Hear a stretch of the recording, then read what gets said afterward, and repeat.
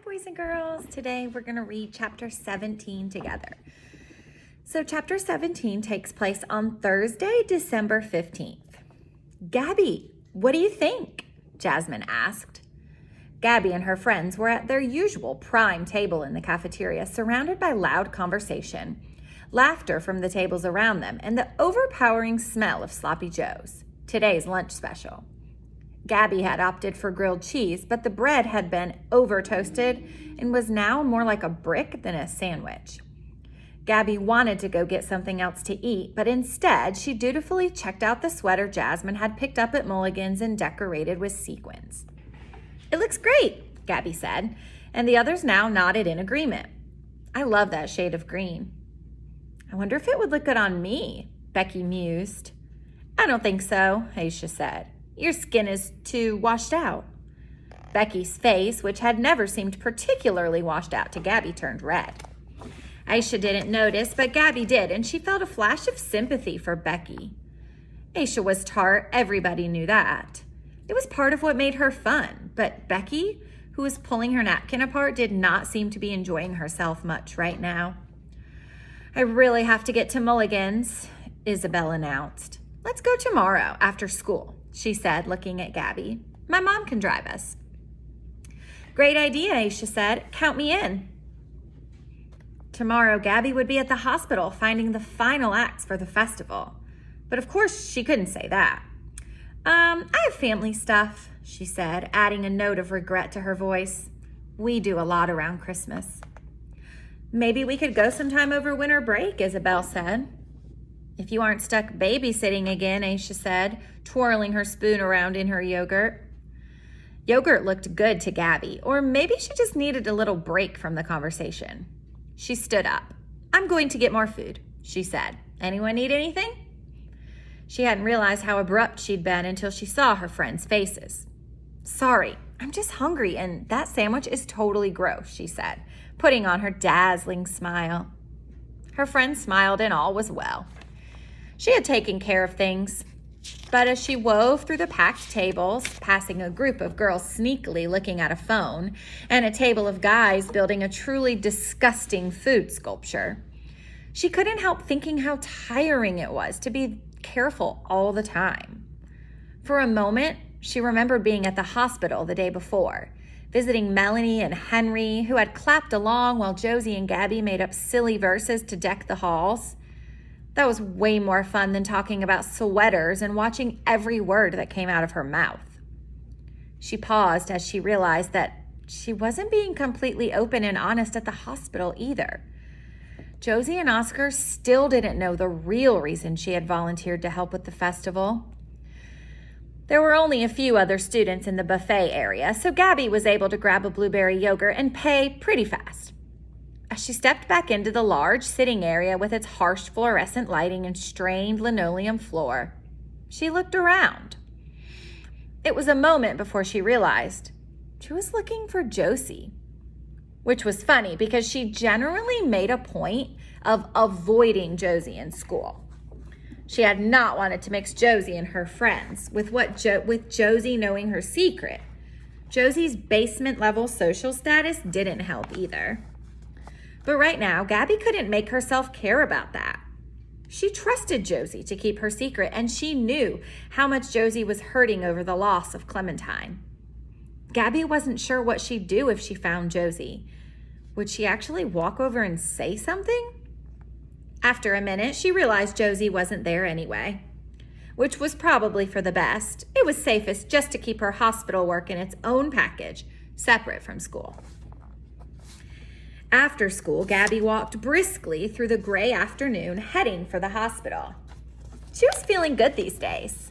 Dr. Klein had her on new meds that were less draining than the last ones had been.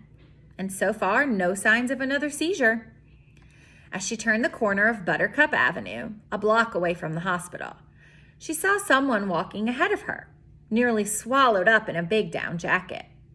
"Josie," Gabby called, running so she could catch up to her.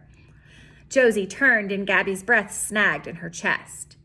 Josie's eyes were dull and red-rimmed with dark circles underneath. Her normally pink cheeks were pale and her face usually so animated, was lifeless. "You haven't found her yet?" Gabby said more than asked. Josie's eyes filled with tears and she swiped at them. "My mom and I drove around last night and then this morning before school, but no sign of her." Even her voice was leaden. "I'm so sorry," Gabby said. "Let me know if I can help you put up flyers or something." Josie's mouth moved in what was an attempt to smile. "Thanks, but my mom and her work friends are taking care of it," she said. "Since they're out all over town delivering mail, they can put flyers up everywhere in just a couple hours." "Great," Gabby said as they walked into the hospital, the warmth and the sounds of carols playing softly in the lobby wrapping around them. "I bet someone will call." She actually wasn't so sure of this. She knew from cop shows that the longer someone was missing, the less likely it was that they would be found. Well, on the shows it was missing people, but she was pretty sure it was the same principle for lost dogs too. And by the way, Josie's eyes filled with tears again. Gabby knew she felt the same. "Let's not talk about it," Josie said. "I want to just try to forget about it for a couple of hours, you know?" Gabby knew. "You got it," she said. But as they took the elevator up to the second floor, she thought of something. "Everyone's going to ask you about it, though. Why don't you let me go ahead and ask Nurse Jo to tell people she's not back yet and that you'd rather not talk about it?" "That would be great if you don't mind," Josie said. This time, her smile came closer to the real thing. So Josie waited in the area right outside the ward while Gabby gave Nurse Jo the heads up. "I'm on it," he said after she'd explained. "In 2 minutes, everyone will know not to say a word about Clementine." "Thanks," Gabby said, heading back to get Josie. When she turned the corner, she saw that Josie wasn't alone. She was standing with the woman from the X-ray department and 2 guys in lab coats. Gabby hurried over. "This is Javier and Baxter," Josie said. "They want to do the skeleton Christmas skit for the festival." Page 182. "Awesome," Gabby bubbled. "Yeah, we have some good ideas," Javier said, rubbing his palms gleefully. Gabby laughed and Josie made a sound that was almost a laugh. "I can't wait to see it," Gabby said. The 3 X-ray techs walked toward the elevators and Gabby turned to Josie, beaming. "You did it," she said happily. "You signed up a brand new act for the festival."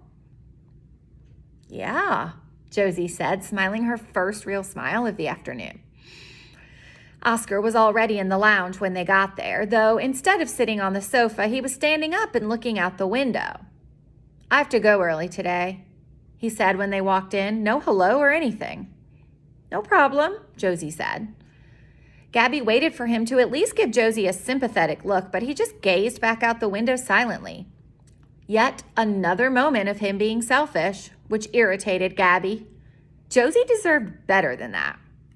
There was no point in bringing it up, since it would just upset Josie. So Gabby moved on to something she knew would make Josie happy. "Let's talk about the festival really quick before we go see all the kids," she said, reaching into her pocket for her phone. The one thing she could think of to cheer Josie up was to make the festival happen. "We have 7 acts so far, which is awesome." Josie nodded. In the harsh light of the lounge, her eyes looked almost bruised. She clearly hadn't slept much, if at all, last night. "For a full show, we just need 2 more acts," Gabby went on, keeping her voice cheery. "And then we need someone to lead the carol sing-along, and we have to get started with the sibling act." She raised an eyebrow at Oscar, ready for another one of his lame excuses. "Right. I had an idea for that," Oscar said. "Frosty the Snowman. The kids can act out the story and then sing at the end." Gabby was impressed, despite herself. "That sounds good," she said. "Totally," Josie agreed. "Okay," Oscar said. "So maybe I'll go now and see which siblings want to sign up."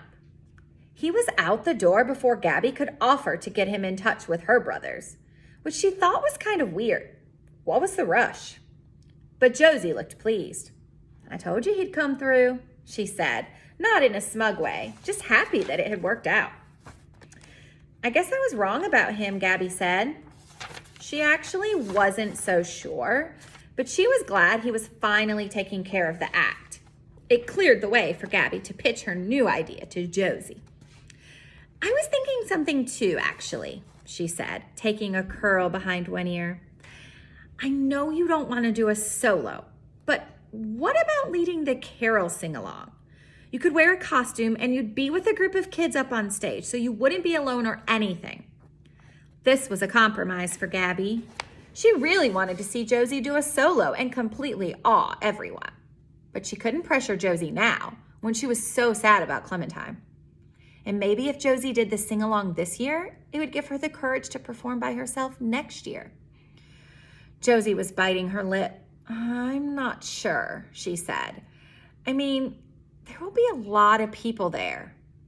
Right, but you'll be dressed up with a big crowd of kids around you. Let me think about it, Josie said.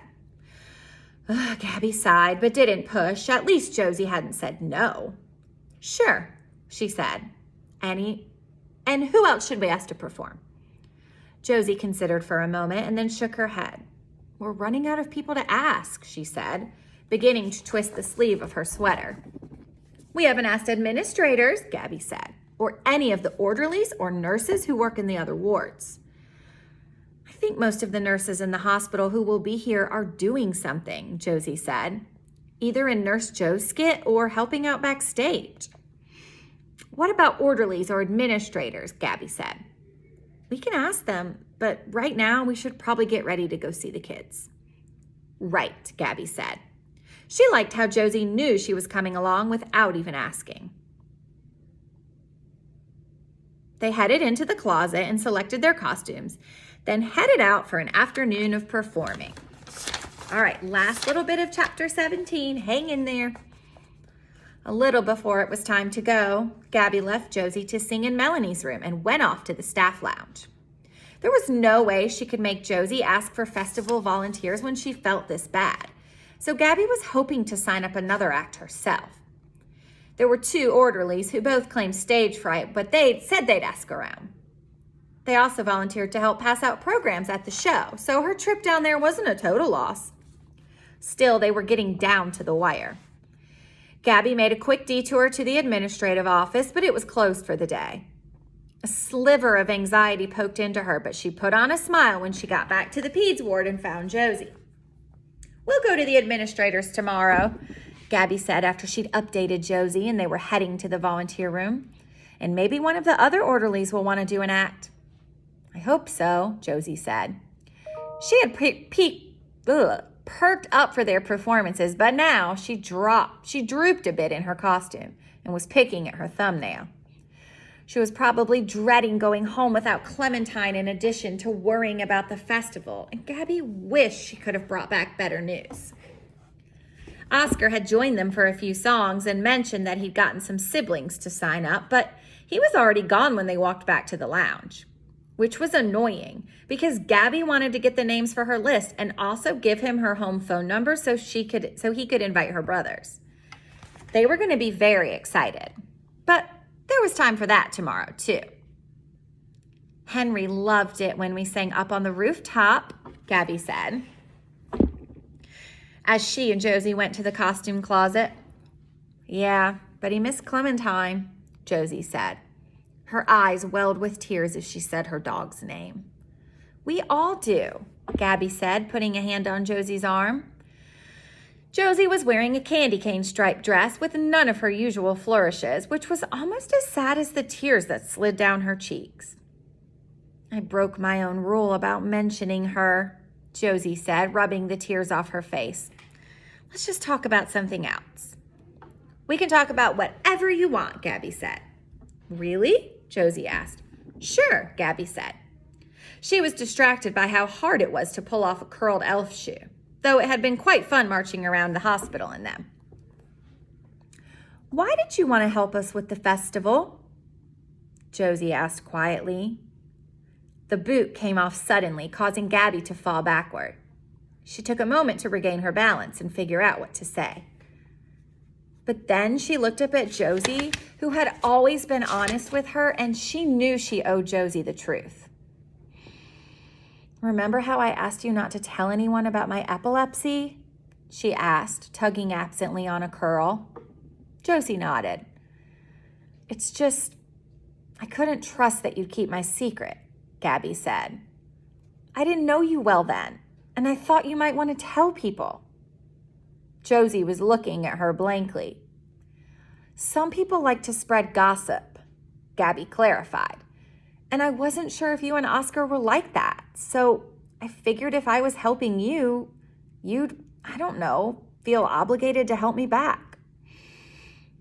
"So you wanted to help us so that we would owe you," Josie said. "Well, it sounds awful when you say it like that," Gabby said. "But yeah, I really needed to keep it a secret." "Why?" Josie asked. Gabby bit her lip. She wasn't sure she could tell this story. "It's just," Josie went on, "epilepsy's no big deal, and it seems like it's probably stressful to keep it hidden." So Josie was a mind reader. Maybe a little," Gabby said, spinning half-truths and veiled stories through her head to see which one worked best. But then she looked into Josie's warm brown eyes that were full of concern, and Gabby knew she could tell this story. She could tell it to Josie. "Everyone at my old school hated me because of it." Josie's forehead wrinkled. "That's so weird," she said, "because epilepsy is seriously no big thing. It's not like you had leprosy and big chunks of skin kept falling off you when you walked down the hall." At that, Gabby giggled, something she would not have believed possible when discussing what had happened to her last year. "So why did people freak out?" Josie asked. She was leaning back against the shoe shelves. Gabby had never imagined she would say the words out loud to anybody ever. But now, in the cozy costume room surrounded by piles of satin and velveteen and bright colors that smelled of mint and pine, with Josie listening so carefully, it turned out it was easy. "I had a seizure in front of my best friend, and I wet my pants." She waited for Josie to gasp and put a hand to her chest or race out of the room in disgust. But Josie did none of those things. "So?" she asked. "I mean, that can happen during a seizure, but so what?" Gabby fought an urge to throw her arms around Josie. "Jenny thought it was gross, and she told everyone, and then the whole school started calling me bedwetter," Gabby said. "That is so dumb," Josie said, a flash of fire in her tone. "Why do people do mean, stupid stuff like that?" Gabby shrugged. "Jenny always liked spreading gossip," she said. "And I don't think she expected it to blow up as much as she did." "She should have realized what immature jerks fourth-grade boys can be," Josie said. And Gabby snickered at that. "Jenny was stupid and petty, and I bet she regretted it after she did it," Josie went on. That had certainly never occurred to Gabby. "Why?" she asked. "Because she lost you as a friend," Josie said. "And you're a really good friend." Josie thought they were friends. Real friends. The kind Gabby had sworn she'd never have again because of what had happened with Jenny. But Josie in her candy cane dress, with her indignation at Jenny and her staunch defense of Gabby, she was a friend, a good one. And even if Gabby wanted to, there was no way backing away from that now. And as Gabby grinned at Josie, she realized something. She didn't want to. She was ready to have a real friend in her life again.